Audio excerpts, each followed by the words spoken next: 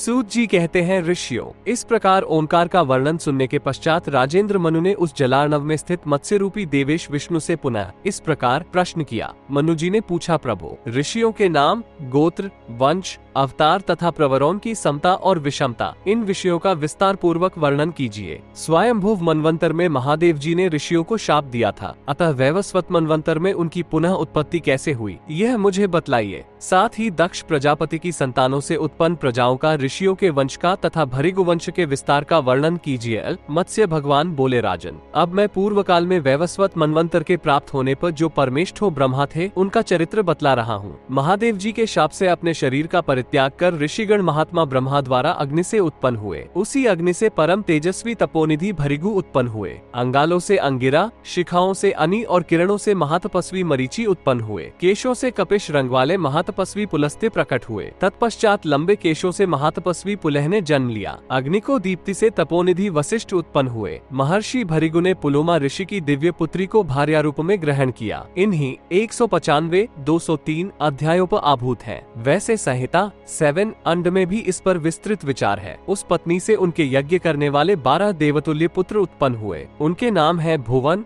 भौवन, सुजन्य, सुजन, ऋतु, वसु, मूर्धा, त्याज्य, वसुद, प्रभव, अव्यय तथा 12वें दक्ष। इस प्रकार ये 12 देव भृगु नाम से विख्यात हैं। इसके बाद भृगु ने पौलोमी के गर्भ से देवताओं से कुछ निम्न कोटि के ब्राह्मणों को उत्पन्न किया। उनके नाम है महाभाग्यशाली च्यवन और आपनुवान। आपनुवान के पुत्र और्व है। और्व के पुत्र जमदग्नि हुए। इसके बाद भृगु वंश में उत्पन्न अन्य ऋषियों का वर्णन कर रहा हूँ, सुनिए। जमदग्नि, बिंद, पौलस्त्य, वैजभूत, उभयजात, कायनी, शाकटान, औरवे और मारुत, इनके 3 शुभ प्रवर हैं। भृगु, च्यवन और आनुवान। इन ऋषियों में परस्पर विवाह का निषेध है। भृगुदास, मार्गपथ, ग्राम्यायनी, कटायनी, आपस्तंभ, बिल्वी, नैकशी, कपि, आर्ष्टिशेण, गार्दब, कार्दमावनी, आश्वाइनी तथा रूपी, इनके प्रवर ये 5 हैं। भृगु, च्यवन, आपनुवान, आर्ष्टिशेण तथा रूपी। इन 5 प्रवर वालों में भी विवाह कर्म निषिद्ध है। यस्क, वीतिहव्य, मथित, दम,